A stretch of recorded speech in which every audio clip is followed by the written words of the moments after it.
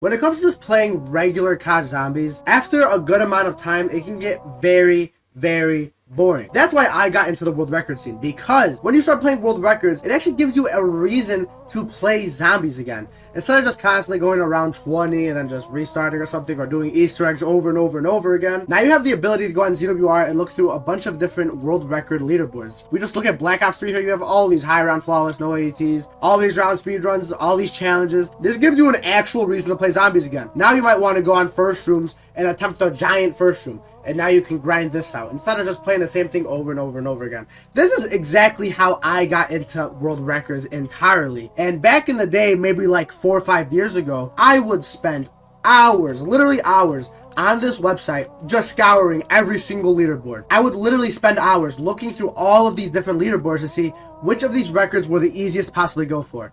And I'm going to be honest, some of the easiest leaderboards are definitely the flawless boards. Now these ones over time got filled up really fast, and after we get those world records, we can call ourselves a world record zombies player, even though a flawless record is literally nothing compared to any high round world record. Another really easy record that people go for are no perks. Now obviously no perks is a little bit more memey. When no perks first came out, nobody did them, and if you actually went for no perks, you were seen as like kind of a loser, or like not really a loser, but just like somebody who just wanted an easy world record, because obviously no perks, when they first came out, there was no one on the leaderboards, so all of the records were just basically free. So that's when you would see a lot of round 11s and round 15s as the world records, because people that were getting regular high round world records did not care at all about a no perk. If someone was going around saying, yeah, I actually have like 7 world records, and then you look at their ZWR and it's just like all no perks, that's when you know, do not take that guy serious. Today, I want to show you guys one of the easiest world records, probably the most free world record on ZWR, and I'm not going to just show you a no perks or anything. I'm actually going to show you a pretty solid record that a lot of people do not know about and how free it is. I'm not saying anybody is bad here or anybody's trash. I'm simply saying these people are outdated. The record I am talking about is Moon No Power Mega Gobblegums. I'm not saying this guy is trash. I don't even know how to say his name. I think his name is like Real Darko or something. He's Brazilian. He's probably a cool guy. This world record is very outdated. Now this world record is not at all like bad or anything because of the player. It's more so because of the strategy used and how outdated it is. You see, the strategy, I don't even know what this guy, what's his name? Gabriel Meyer. I don't want to call him Gabriel Meyer though. I feel like that's kind of personal. Real Dark 9. Real Dark. The strategy Real Dark is using here is a strategy that I used like almost 3 or 4 years ago when I got to 255 speedrun on the Moon. You do the strategy where you kind of just let the zombies come out of the barrier and bump you, and then you just shoot the wave gun, and then whenever you run out of ammo, you go ahead, throw a Gersh, hack the drop, but in this case he's playing no power, so there is no hacking. So all you can really do is throw the Gersh and try to get drops. Now, specifically for no power, what you would do is actually not run quick revive. Now you'll see here he is using quick revive. The reason you don't want to use quick revive is because quick revives actually activate death machines on Moon. 2 things that activate death machines is quick revive and power. So for maps like Moon or Giant or Horizon Jack, where you can actually turn on a power switch, turning on that power switch will activate death machine. Now, if you do not turn on the power switch, then buying quick revive will activate death machines. But if you do not turn on power and you do not buy quick revive, that means you will not have death machines at all. On Moon, for example, if you do both of those things, don't have quick revive and don't have death machines, that means you'll only have 4 drops in your cycle, double points nuke, max ammo, insta kill. So you'll basically have a max ammo every single round. Now, obviously he did not do that. So you'll see here he's constantly using his wave gun, using Gershes. The main thing that is super outdated about this strategy is the way he is killing zombies at this barrier. You'll notice this bottom left by the points, plus 150, plus 20, what is the next one? Plus 150, plus 60. A full horde of zombies is plus 150, plus 100, plus 50. And if we look at how Faded actually plays against the barrier, it's actually really good.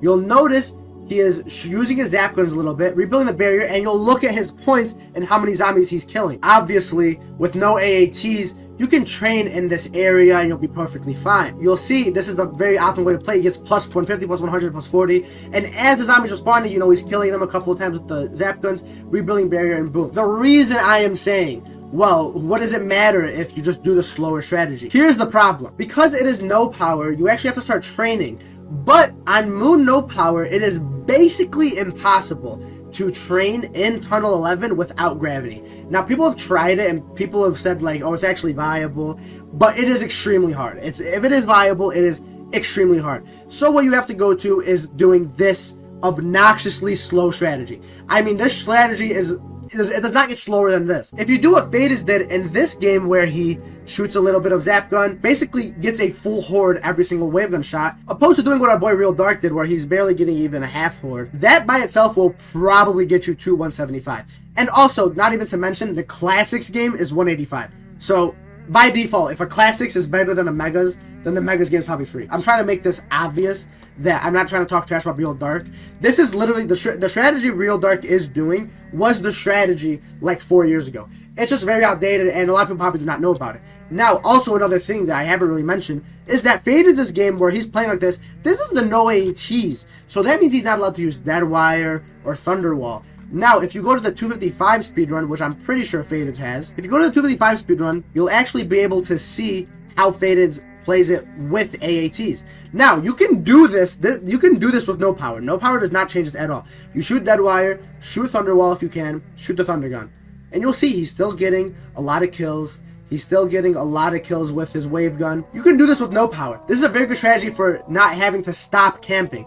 Now, obviously, there's a couple of differences here. Because he has power on, he is able to hack drops and then also use licensed contractors and immolations, which allow him to get more drops. So theoretically, on a moon with power on, you can get 4 max ammos separate, not all together at once, but separate, and then on top of that, whatever gobblegum you have. So if that gobblegum is Alchem, licensed contractor, whatever.